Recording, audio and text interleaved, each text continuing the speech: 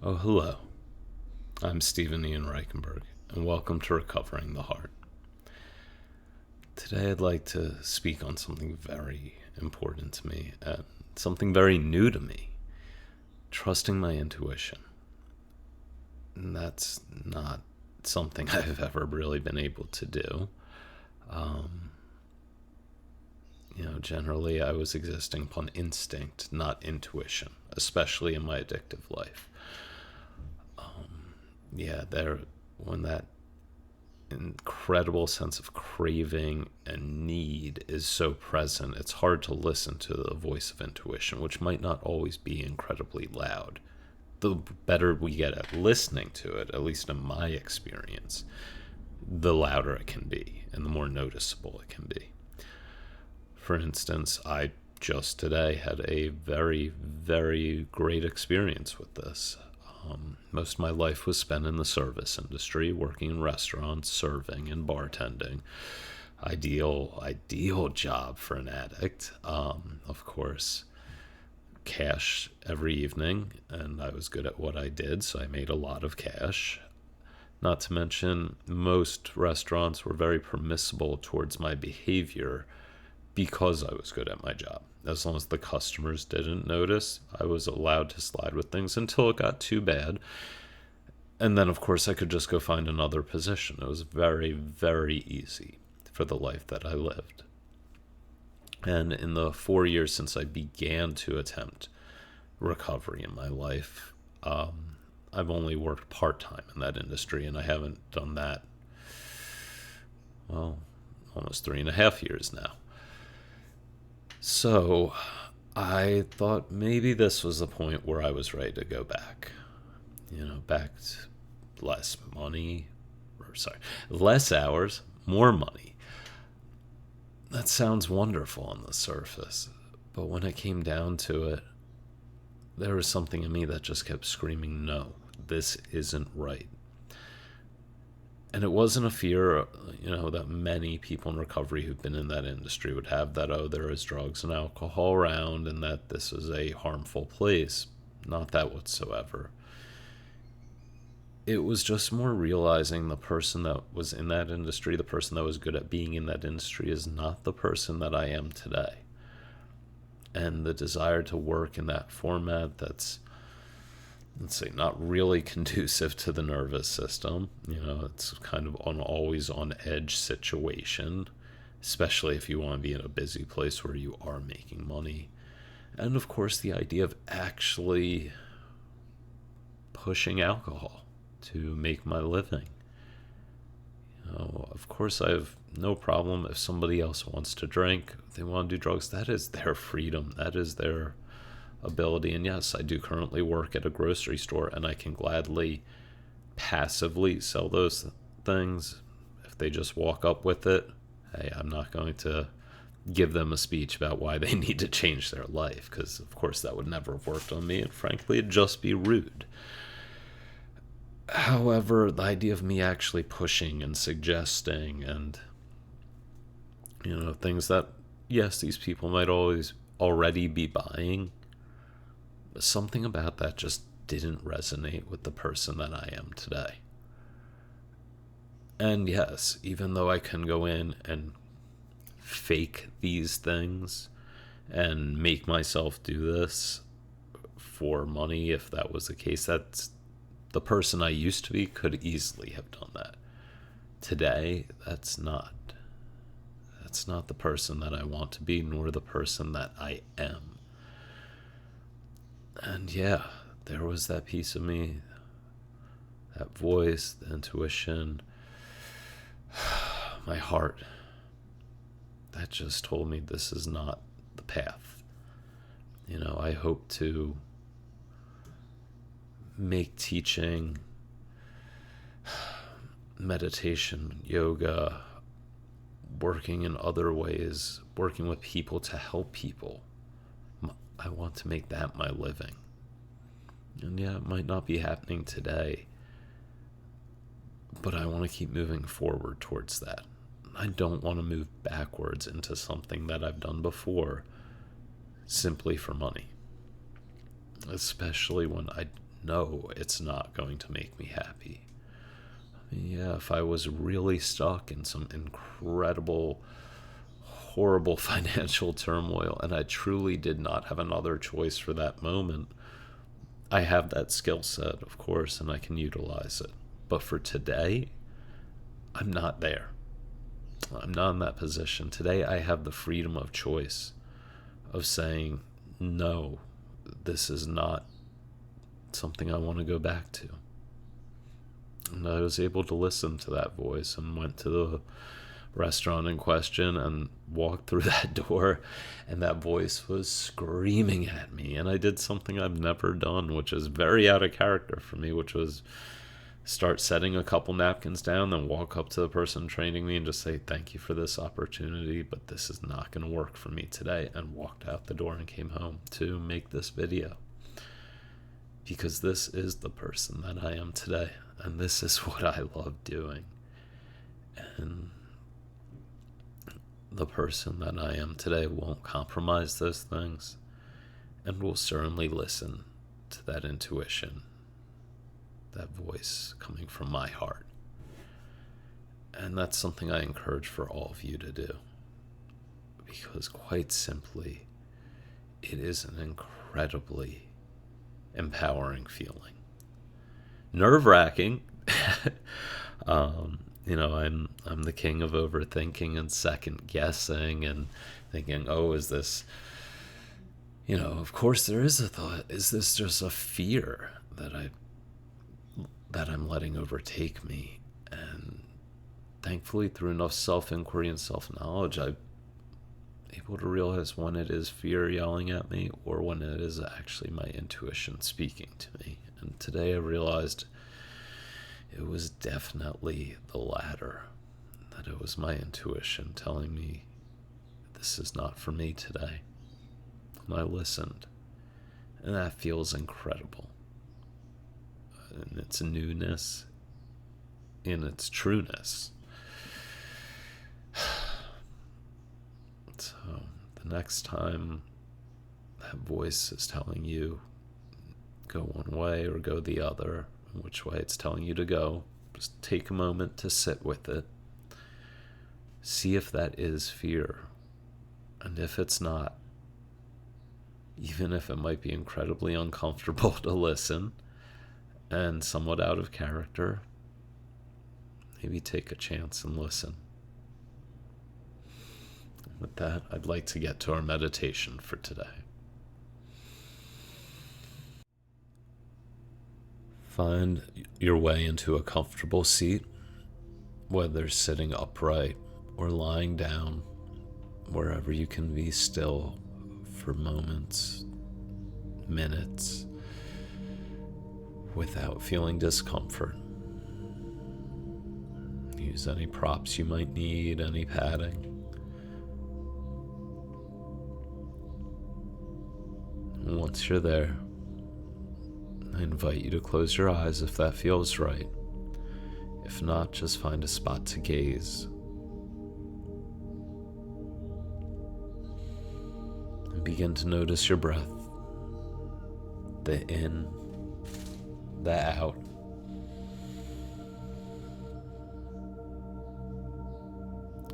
Notice the texture of your breath as it flutters through your nostrils, caressing the inside of your lungs, rising back up with heat through your nose. In breath, the out breath, the rise and fall of your chest.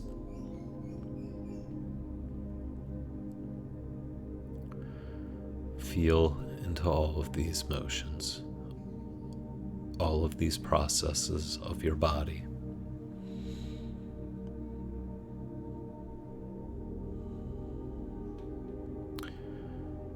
The expansion and the contraction. As your breath goes, so goes your heart. And so goes the universe around you. In breath and out breath.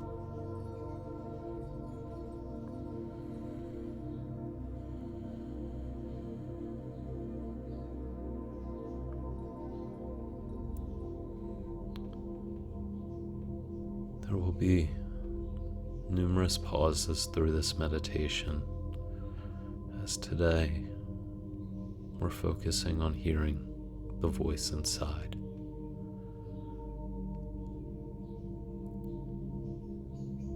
So once again,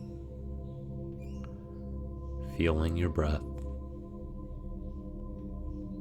noticing your breath.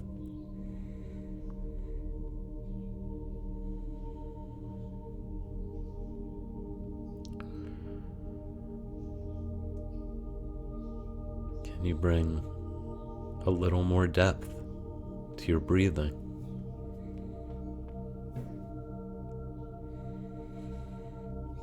And once again, notice the rise of your chest.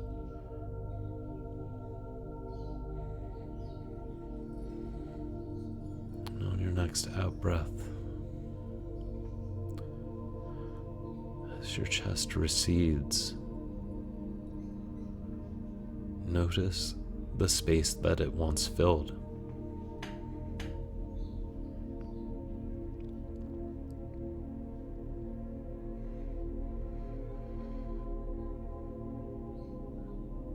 Notice the rise and fall of your stomach with each breath.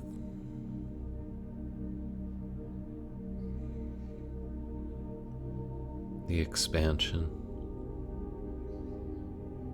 and the contraction.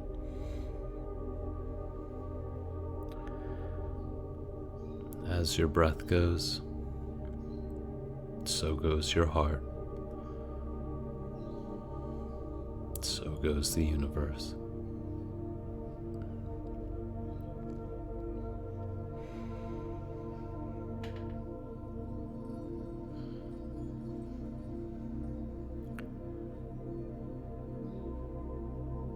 Can you, in the silence, notice the beating of your heart?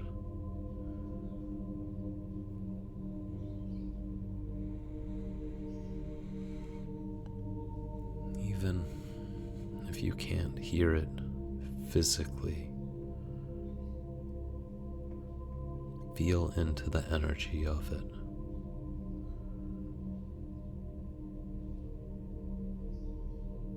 The repetitious beat, like a bass drum, perfectly synchronized, over and over again.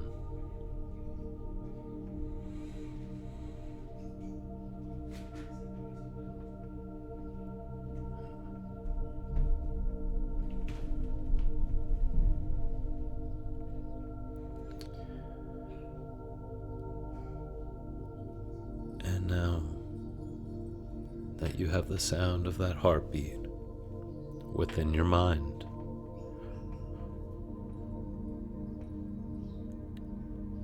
can you make out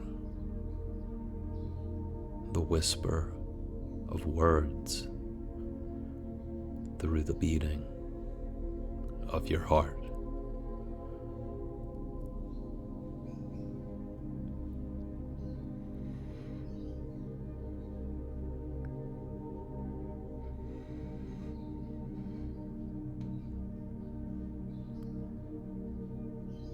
I say whisper because that's all it can be when the mind screams so loudly.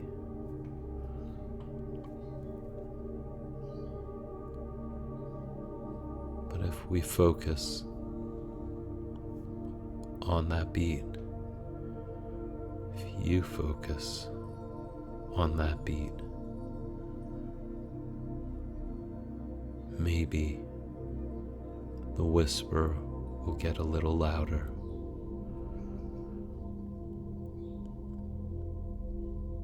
And you will begin to hear words. Words of truth.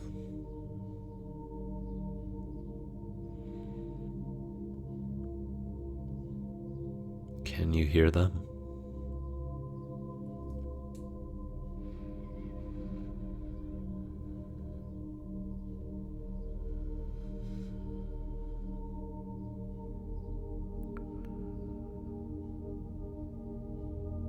The heart does not lie.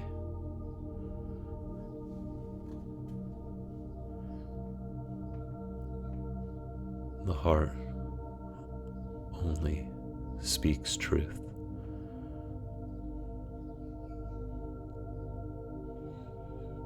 The mind may change the words or the meaning,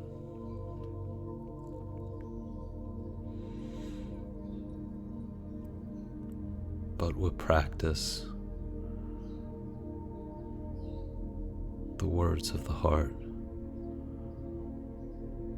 will ring clearly.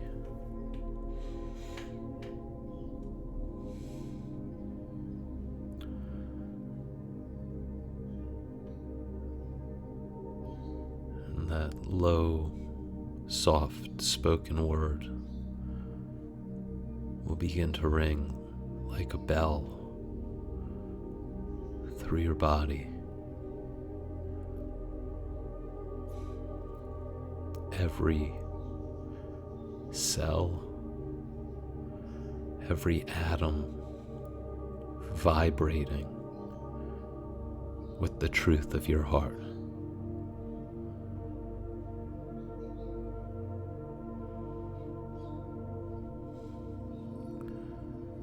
Eventually, the answer will be given before the question is even asked, because your heart knows the question before your mind does.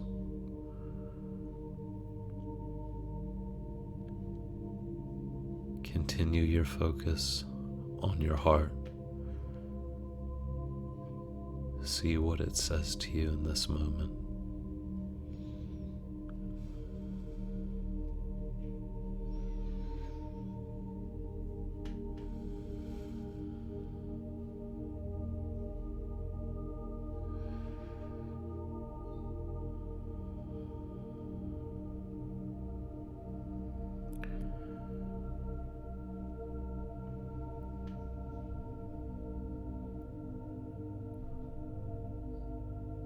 Can you hear it? Can you feel it?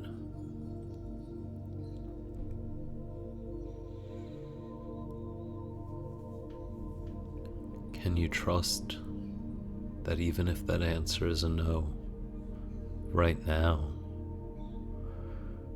that the more you try, the sooner that will become a resounding yes.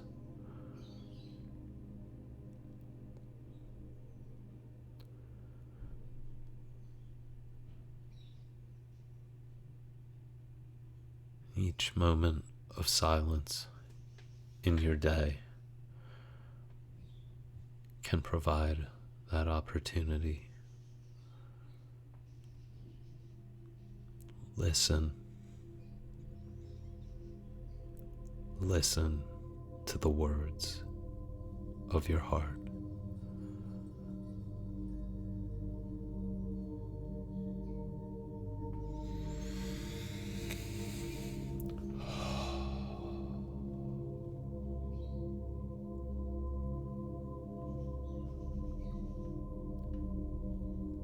You can begin bringing some movement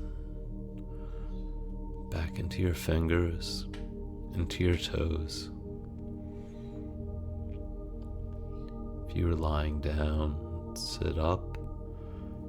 If If your eyes are shut, you may open them, and if they've been open, maybe blink a few times. And come into this new day, this new moment.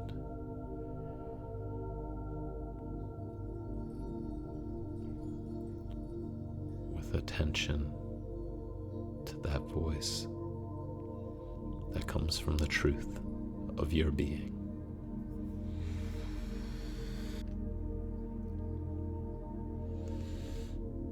Thank you so much for allowing me this opportunity to speak my truth of this moment.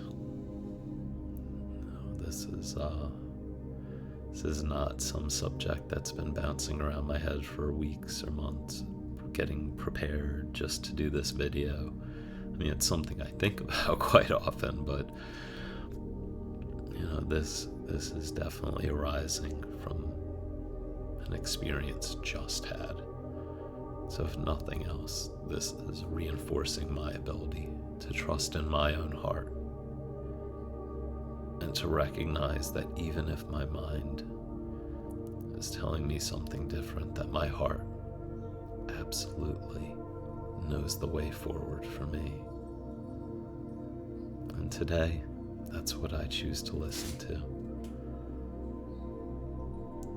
So once again, I'm Stephen Ian Reichenberg, and this is Recovering the Heart. Have an absolutely beautiful day, and thank you.